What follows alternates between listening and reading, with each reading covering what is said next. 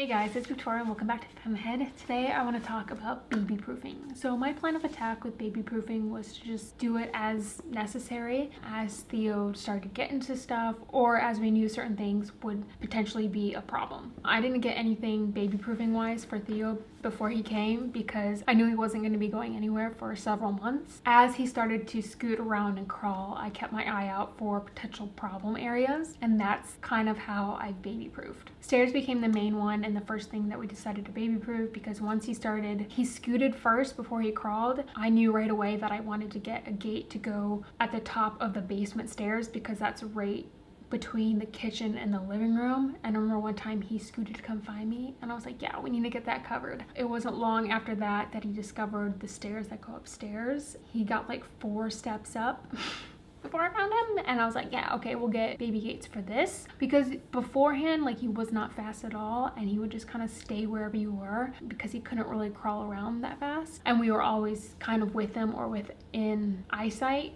but they get fast very quickly. So I ordered 2 more of the same gates, which seems like overkill. Like, that's a lot of gates. So I have a gate at the top of the basement stairs and the bottom and top of the stairs between the main floor and the top floor.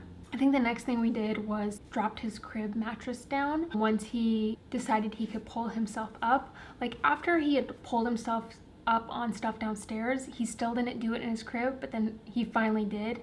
I was like, okay, buddy, it's time. And that's just like obviously an easy one. You don't have to get anything for that, but I think it's worth mentioning. We got the little cabinet locks, ended up only working for our cabinet that goes under our TV in our living room. And he isn't really interested in cabinet doors. He has figured out like the front door, if that's open, he'll go over there and kind of like swing it open and close, but he hasn't really figured out how to open up cabinets. They didn't work in the kitchen for like the drawers and the cabinets in there, and the only one that I really don't want him to get into is the one under the sink because the garbage is under there and the dishwasher powder, so I don't want him digging around in either of those, obviously. So I just need to find one that works for it. And of course, outlet plugs. I think I got a 30 pack and that has been plenty. I put them in, I think, almost all the outlets on the main floor. That's where we spend most of our time. I put them in his bedroom. There was already kind of some in his bedroom from the previous owner, and then we put a couple in the basement, like living area. I will link the cabinet locks, the outlet covers, the baby gates, all the stuff we got down below. We have 2 bookshelves that go flooring to ceiling,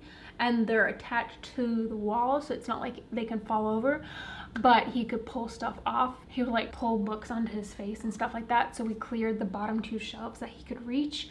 And so on one side now, it's where we put our blankets, and if he pulls that off, like, it's fine. On the other side, that's where his toys go. So that's his little station. We cleared one of the shelves in the kitchen that he could pull himself up to. And then even though there's a door on the pantry, I moved all the cleaning supplies and I just moved them up to a high shelf that he won't be able to reach for many years. Oh, we have a shoe bench by our front door, and I didn't want to get this one. We had a different bench, but we ended up getting that one because you can store shoes in it, and it has come in really handy because it turns out Theo likes to suck and chew on shoes, which is gross. And then when we need to block him into the living room, sometimes it's just nice to contain them. I will move the shoe bench into the doorway that's by the front door, and then I will push the smaller of the 2 couches to block the doorway that goes to like the hallway and the kitchen and the bathroom. Lock him in there, and that's really nice. He hasn't figured out that he can crawl underneath the bench yet. And then there are some times where we'll just kind of let him roam around the main floor because we know that there's baby gates to where he can't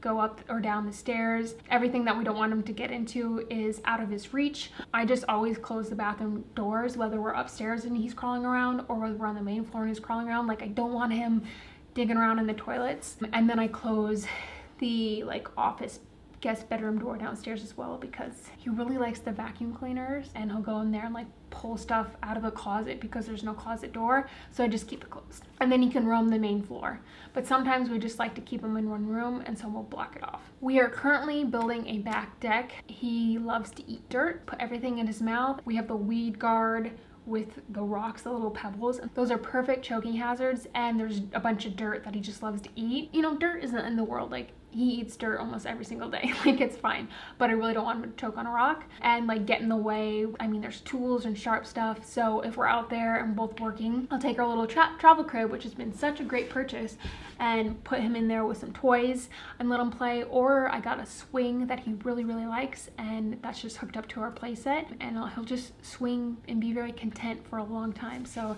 he goes between those two things, to be honest. And then if we are out there and not like working, we'll just let him roam around and like play in the grass, and he loves like sticks and to like rub the sticks and hit the tree and just explore. So we usually let him roam when we're not busy and can't keep an eye on him. I had to move all of my plants out of his reach because, once again, he likes dirt and he likes digging the dirt and eating it and pulling the leaves off. So yeah, all of our plants have to be out of his reach. We were gonna put a plant in his room.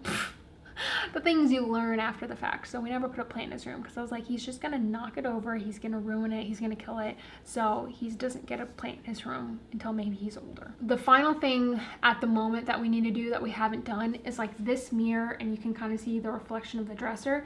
We have that dresser in our room and in his room, and we have the furniture straps, but we need to strap them to the walls. Like, he used to pound on this mirror a lot, and I was so afraid of him like pounding it and then it falling, but I just don't let him by the mirror anymore, and he doesn't really play with it. Like, he wanders around and does other stuff, but he'll pull himself up onto this dresser, and I know that like if all the drawers were out, it would 100% topple on him, so we just need to strap those to the wall. And that's kind of where we're at 10 months. For the most part, I just kind of let him roam and get in stuff, unless it's obviously gonna hurt him. But if it's just gonna make a mess, that's fine, as long as he's safe. I'll link the things I talked about below, but that's what I have to say. Thank you for watching. I hope you enjoyed today's video. Don't forget to hit that like button and subscribe if you haven't already, and I'll see you guys in my next video. Bye!